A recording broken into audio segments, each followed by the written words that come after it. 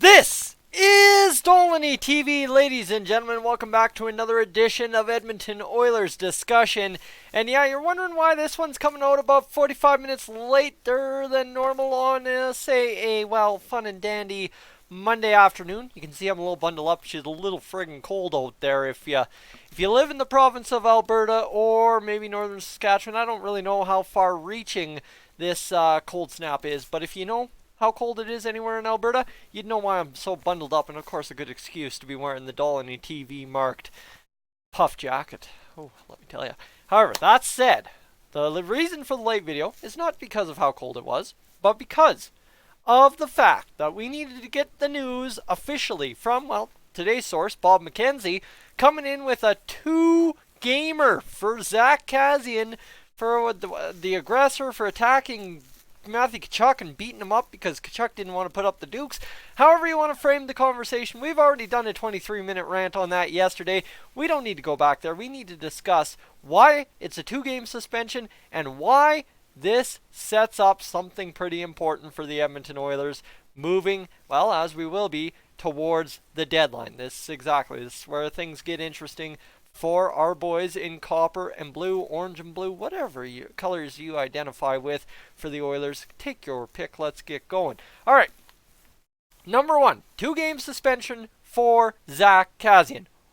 What does that set up? What does that set up for the Oilers and Mr. Zack Kassian? Because that's kind of a weird one, right? 2 games obviously doesn't get you back into Calgary or against Calgary at home on the 29th. And it doesn't cover you against Calgary on the 1st, right? There's 5 games in between, or is that 6? That's 5 games. 2 of the next 5 are against Calgary. Sorry, I can't read sometimes, but it only gets you through Nashville and Arizona. So yes, you lose Zack Kassian for Arizona. That sucks because that's a big game on the line in the division. Nashville to an extent as well, but Arizona's the big one out of the 2 that you lose Zack Kassian for. Okay, fine and dandy.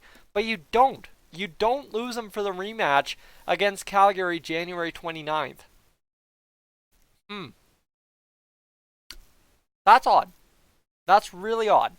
Let me tell you, in my experience, that's very odd because you'd look at it, right? All this outcry that Zack Kassian was in the right and all the outcry from the other side that Zack Kassian was in the wrong. Now, the NHL had to step in here and do something, obviously, because you can't have this much uproar and call a hearing to have nothing. But I think the general consensus amongst anyone who is looking at an actual suspension was 3 games, right? Because you look at it and you think, well, yeah, it would make sense to avoid the shenanigans all over again the next game against Calgary, which is 3 games from now. So 3 game suspension would probably clear it. Get Zack Kassian out, say, hey, well, you don't want any more of that. None of that on the 1st because you're missing the 29th. We don't have that. We only have a 2-gamer. And 2 games, like I said, it's odd because you'd think they'd be trying to stop the shenanigans from happening again in Edmonton on the 29th. Until you sit here and think about this, is, you know what? Yeah, Kassian might have been in the wrong. But you look all the uproar about the headshot over Tkachuk. I don't want to push conspiracy theories. I tried to push it with the concussion spotter and Kassian should have been taken out of the game after that headshot by Tkachuk in the first period. Sure, if that's what you're arguing, he definitely should have been taken out by the concussion spotter. No penalty, nothing. He wasn't taken out. Okay, all right. Maybe a little bit upsetting. But now you kind of look at this 2-game suspension and you look at it this way. Maybe it's just that little bit of makeup, right? That little bit of makeup for maybe what could be interpreted as a missed call for Zack Kassian, right? This is exactly it. Is they aren't killing the fun here. They're making it even and they aren't killing the fun.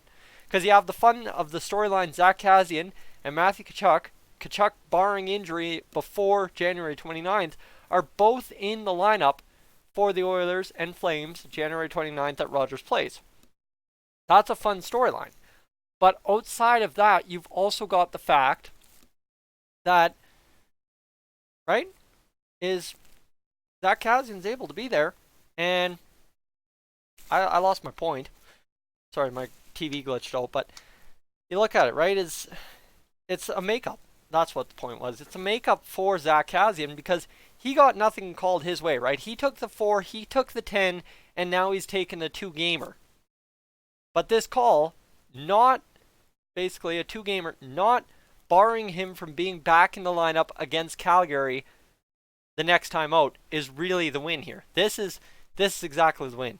Is because now you're saying, okay, you're out for 2, but you get a chance to settle it however you want to settle it. And that's back to my point about why didn't the league go after a 3, so as there is no settling it next time out January 29th. This is the league, I think, as I said, clear makeup, saying straight up, Kassian, you're not in the wrong, but you're not in the right. You're in that gray area, right? Kassian, clearly, if there is a missed call against Tkachuk in the first period, maybe a missed call if you want to go crazy and argue in the second period, the hit that led to the fight from Kassian, sure, but 3 hits on Kassian that Tkachuk's clearly ass skating into him, targeting him, all that. You can argue whatever the heck you want to argue on those 3 hits. I was at the Dome. I'm 2 levels off the roof. My angle, not great. I saw the helmet pop off the first 2 times. The third time, she was way late in the game, and, we were in the bleacher creature section. I'm not going to blame my friends, but let me tell you, anytime anything happened up there, there's always one guy that stands up and gets in your way. So, just an interesting go in the bleacher creature section, but that's it. That's it, right? Is my angle not great, but you watch the replays and you kind of see not great either way. But here's the thing: is there are some points to be argued that maybe Kassian shouldn't fall on the sword for everything, and the NHL saying no, he shouldn't. He absolutely shouldn't. And 2 games gets him right back in the fight, and we get the ratcheted up Battle of Alberta. It's back. It's intense. It's live again.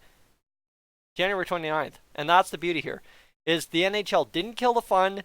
They penalized the guy because they had to, but they also didn't point to him and say you're in the wrong. Because I think if they would have gave him a 3-game suspension, it would have been saying, Zack Kassian, you're in the wrong. But by giving him a 2-game, I think it's a make-up call for a few missed calls against Kassian for anyone that is arguing that. So, we satisfied? I think we are. Case closed. Story put to bed. Now let's move on. 2 games. Zack Kassian's out of lineup.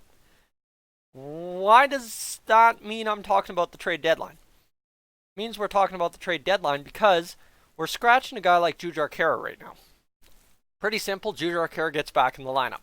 Well, this season, Jujhar Khaira ain't going to replace Zack Kassian. But Sam Gagner was in the lineup for Jujhar Khaira, so okay, Mr. Gagner, what are we talking? Maybe trading him at the deadline for a pick, sure, but he's a good 13th, 14th forward. So Jujhar Khaira, I know we've talked a little bit about maybe trade rumors there. Well, I'm missing a name. Anyone got a name that I'm missing? I put it up in the community tab earlier today. How about Benson? Yeah, Mr. Tyler Benson seems to be a name we should be talking about in this Kassian news, because I am sure something is about to give way here when it comes to the Edmonton Oilers and Tyler Benson, given the fact that Zack Kassian suspended for 2 games, and the Oilers have more or less been dying for a way to get Tyler Benson in the lineup. Here you go. Nashville, Arizona, I think you're about to get introduced to the Oilers' hotshot rookie, Tyler Benson. Now, that creates problems, because if Tyler Benson succeeds in 2 games here, Jujhar Khaira's fate's probably sealed in a trade somewhere, and then you've got the Battle of Alberta, which, let me tell you, if this is all a roundabout way of Zack Kassian getting suspended to give Tyler Benson his chance, and then Benson goes out and dominates the Flames, who won? Did just because the Flames won a game 4-3 on a power play, and yet that game launched the career of Tyler Benson? Ooh, baby, that could be a big mistake by Matthew Tkachuk, one that he didn't think of, the butterfly effect, right? The ripple effects, the consequences, whatever you want to call them, of getting Zack Kassian suspended for 2 games. I know, like I said, I wasn't going to push conspiracy theories, but we're going to push conspiracy theories a little bit, all right? As I think Tyler Benson, that's the only logical move. I mean, who else are you going to call up that's going to be a top-line player on this Oilers team out of the farm system now that you have Yamamoto as the most legit second-line right winger we've had in years? You tell me. Anyways, guys, I'm Tyson, this is Dolynny TV. Let's keep it civil in the comments section, alright? Because I know it got a little out of hand yesterday at times. I'm glad some of you could work it out and make sure things don't get too crazy. But that said, keep it civil. Let's be adults. Let's discuss and let's get talking. Mr. Tyler Benson. I don't want to talk about Zack Kassian. That's dealt with. We did that yesterday. Let's talk about Benson, shall we? I'm Tyson, Dolynny TV, up on out of here.